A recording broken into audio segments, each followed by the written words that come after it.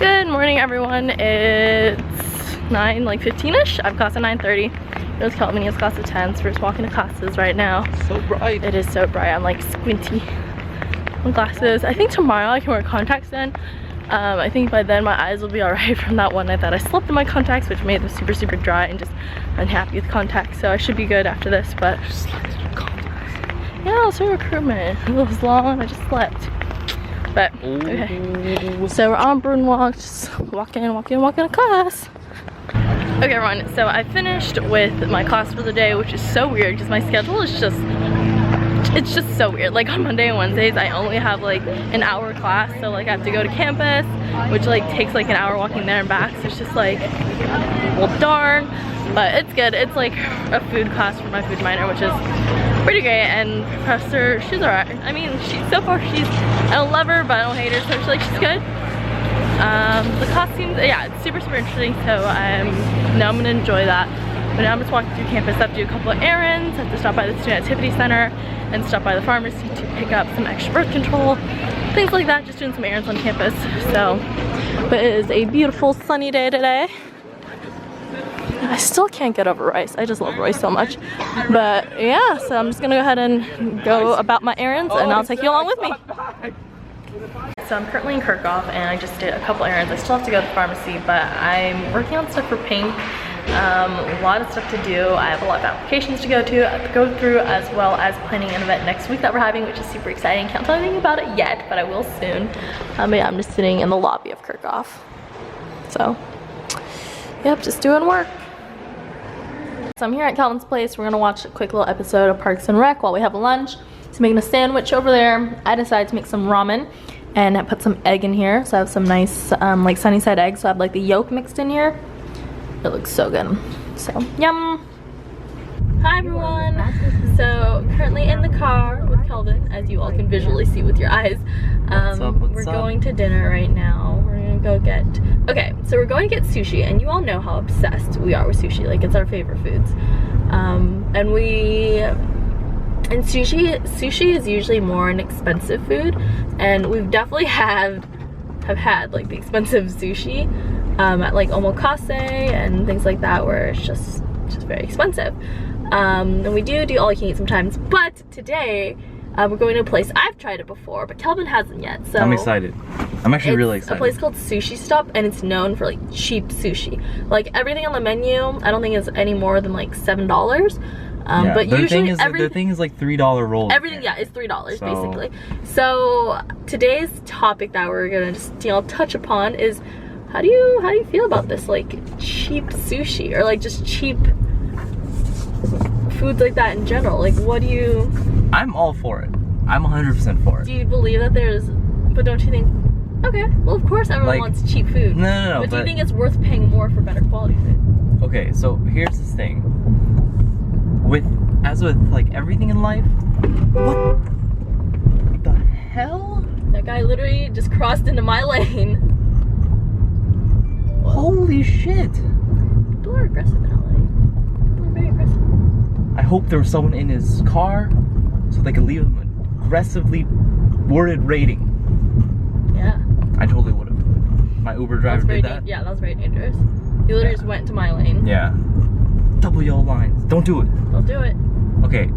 Anyways, so with everything in life that you can buy, I feel like there is what I call the happiness curve. Yes. Alright, so basically what it is. Talk to me about this. Basically what it is amount of money you spend versus how much happiness you get from it. Alright? Certain things have steeper happiness curves than other things.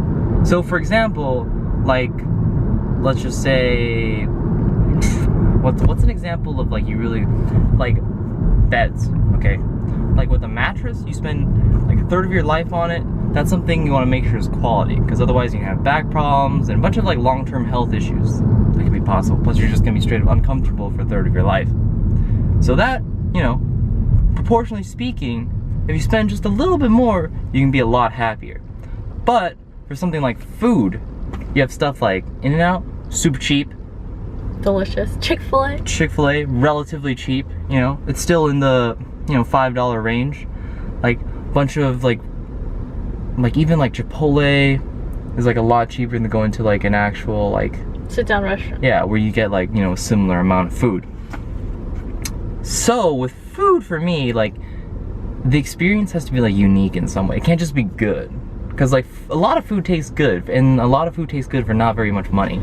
Okay, I see that. Especially for me, I love Mexican food, which is like, you know, like Mexican food is generally not what you think of when you think like high class. You know, you think like French, you think like, you know, steaks and like, you know, like. No, we actually don't like steak that much, but then again, you've never had my steak. I'm good at cooking steaks. But yeah, no, like, so Mexican food's all about like for example, some of my favorite tacos are like those $1 street tacos. It's just a tiny little tortilla with some like questionable meat thrown on, some salsa. It's great. Salsa's been sitting there all day. Who cares? You know, it tastes delicious. So obviously, like I don't like restaurant. I personally, like, just personal preference, I don't like restaurants that are like they just frame themselves as fancier and then charge you like $30 for like asparagus. But I mean, you can also understand, like, okay, there's things where it's just kind of ridiculously expensive for no reason, or like maybe because a chef has a particular like brand or like, but there's I see total value in paying for something that you A, cannot get normally, or like 2 is like a rare delicacy, like again, like right. If it's like physically rare, of course, like, you know, I'll pay for it. But if it's like, just you like, know, you love your Toro. Yeah, but if it's just like there was this one, like, okay, here's an example. Restaurants, like a lot of like the new like the trend in restaurants to like do super healthy, like, you know, like light, and you know what I'm talking about, like kind of hipster. Yep. Like restaurants where like the price signs don't actually have cents, they just have numbers, single digits on them. You know what I'm talking about?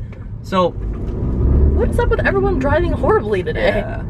So like I went into one of those restaurants and they had roasted veggies and it was like $9. And one of my friends ordered it and it was just this little like cup of veggies that was cooked with like pepper and salt, I'm assuming, with some cheese sprinkled on top.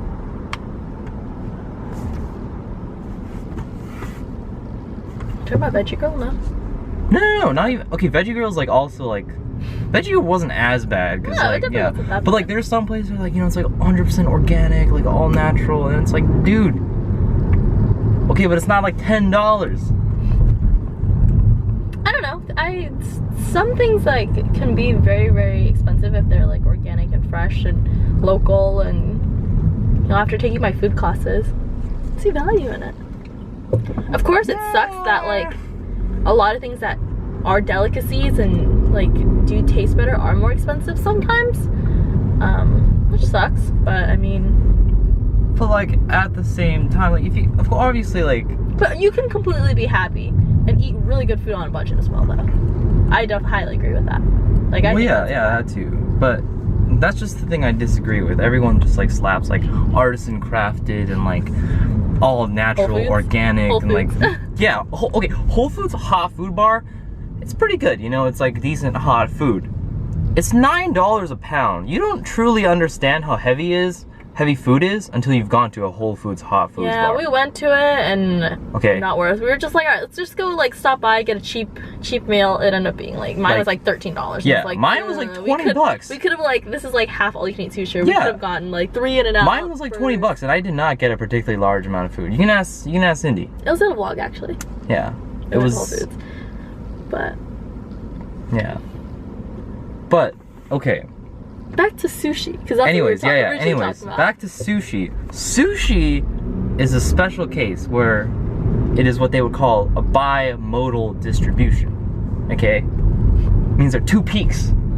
There's a peak, and for sushi specifically, there's a peak around, you know, like the $30 range where it's like, this is pretty good. This is like, I'm happy with this. Yeah, $20 range. Similar with Korean barbecue. Actually, no, Korean barbecue is a little more complicated. We'll go into that. It's another science. Alright, but sushi, anything under that is like really questionable because the fish smells funny and just a tiny little piece, and it's not good. The wasabi is like this weird green, slightly not green paste with a really nasty texture. But once you get over that point, there's another peak in the fancy section. Yep. Where everything becomes like, everything is sourced specifically from this one place. Region, yeah. Like the best Freshly ingredient imported. is found from the best This region possible. Like if they have a certain fish and that fish tastes the best from a specific pool bluefin tuna from Spain, a specific body of water crab from Maryland, uni from Japan, scallops from Hokkaido. Pretty much. Japan. Oh. Like that, you know, okay, I'm appreciated. Plus, the sushi chefs specifically have to go through extremely intensive training, which isn't just like, it's beyond like the normal length of time of culinary school. Not to say normal culinary school is easy, it's definitely not. But like sushi chef, they dedicate their lives to making sushi. So, like they're trained from the very beginning. There's this, what's that really famous documentary? Jiro makes sushi. Jiro, yeah. Yeah, Jiro. This guy, he says like, the interviewer asked him like, hey, what was the point where you felt like you were an expert? And then he's like, took me about 50 years. What? 50 years? I don't think I will ever do anything for 50 years. Besides like, you know, like basic human essentials. That'd be disgusting if I didn't like stop wiping after 50. That'd be nasty. Absolutely amazing. Yeah, it depends on the kind of food, I think. If anyone told me to pay $30 for a burger, I'd be really upset. I've seen those though. Definitely seen those. Yeah, but it's like, I feel like it just depends on the type of food. Like yeah, burgers, you can't go wrong with like something like In-N-Out. It would feel so bad because I would be sitting in front of it and I would think I could literally get 10 cheeseburgers from In-N-Out. 10 cheeseburgers. I had a point in my life where I equated everything to the amount of burritos I could buy. So, a super burrito with rice at my favorite taqueria is exactly $7.50, which is a really nice round number for doing things. So if I bought a shirt that was $30, I would think to myself, is that worth 4 burritos? Would it be worth 4 burritos? Would it bring me equivalent happiness to 4 burritos? If you're not familiar with how much happiness that is, it's a lot. There are a few things. Of course you're one of them. Oh, well, great. Okay. Yeah, I'm excited. I've had this place before, and it's good. Like, it's definitely good, affordable sushi. So it's definitely possible. It's just very hard to find because, again, fish is just such, like, an expensive commodity. We're almost there. I know we're almost there, but, like, my thing just froze. Oh, it's actually telling you to... Oh, we turned the wrong way, actually. Great. Well, I was frozen. I didn't know what to do. So you were supposed to go back in that direction. Well. Yeah. It's okay, though. Too late now. And your GPS just exploded. Yeah, it literally just did. Yeah. So we have to make a right turn up there, which might be a struggle. Yeah. But alright, so I hope you all enjoyed this driving vlog. We're gonna head to Sushi Stop right now. Wait, what is your opinion on this? You said a little bit. You said a little bit. Expand. I think that it's... Okay. As a follow-up question to this, like, what would you say is another thing that you would also be willing to, like... What is another thing to you that's worth spending, like, extra on? Here, that's a better way to phrase it. Anything where quality matters. Like you said, like a mattress, or just, like, with, like, makeup, some things, like, eyeshadow can be relatively, like, cheap or, like, blush, but, like, it's like foundation, you kind of gotta spend a little more. Just things that, yeah, have to be of higher quality. Tweezers, very important. Scissors, very important. If you have crappy scissors, like, just yeah. I feel like it's basically that anything that makes your life miserable. Yeah, anything that makes your life easier. If it doesn't work right. Yeah. Well, that's terrifying. Yep. But okay, we'll vlog when we're at Sushi Stop. See you there. Alright everyone, so we're here now. I'm excited. We just put in our order to one of the chefs right there. But, oh, this is what the atmosphere looks like. It's just really one big sushi bar. Yeah, so it's just one big sushi bar, and then there's like the regular menu, which I'm showing you, and then they have like the daily specials, which they're out of the orange clam, which is sad. But, yeah, so here it is. So yeah, everything on this menu is $3, and the only thing is more are the specials on the board. But yeah, so they have like nigiri sushi here, They have some basic rolls, some hand rolls, sashimi, like mini bowls, udon salad, appetizers, specialty rolls. Yeah. Excited. Very Excited. Alright, so first we have our snapper sashimi with like yuzu. Then we have the baked green mussels and a dynamite roll. So yeah, everything was $3. So let's see what you think of it. Yeah? Alright, you try it first. That's sashimi there. Snapper. Tell them like snapper.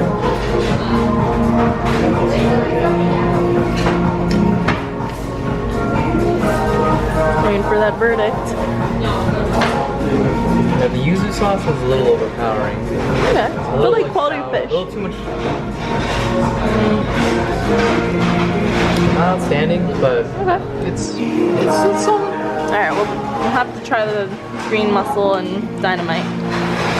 Alright, so what did you think of the mussels and dynamite roll? I think mussels are really good. Dynamite rolls, yeah, dynamite rolls good. Mussels is really good, they're really big. There's something like too special about them, but they're like good. Like, Yeah. you like the flavor, you like enjoy it. It's not the most high class seafood experience, but Yummy. Yeah. Oh, thank you. Alright, so perfect timing because now we have everything else. We have the eel and avocado, salmon avocado, and scallop. did we order scallop? I did, but this I was thinking of the other scallop. Oh well. Yum. So we're making our way through the plate. And it's good. It's literally just like salmon avocado and yeah, rice. Kelvin says it's not as good as like our DIY sushi, which I agree. Doing that, our DIY sushi is really, really bomb. But it's still pretty good. I mean, it's good.